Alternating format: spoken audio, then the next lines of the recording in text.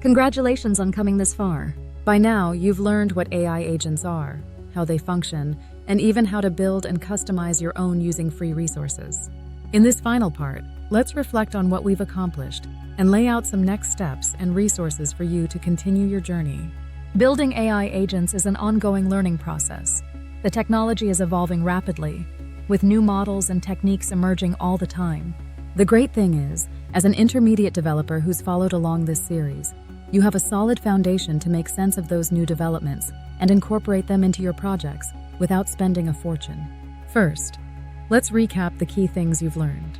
We started with the concept of an autonomous AI agent, an AI that can take initiative and perform multi-step tasks towards a goal. We explored components like large language models, tools, memory, and orchestration frameworks such as LangChain, AutoGPT, and AgentGPT. Most importantly, you discovered how to build these agents in a cost-conscious way, leveraging open-source models and free services. With your newly built agent, the next step is refinement. Challenge your agent with new tasks, learn from its failures, and improve its tools and prompts.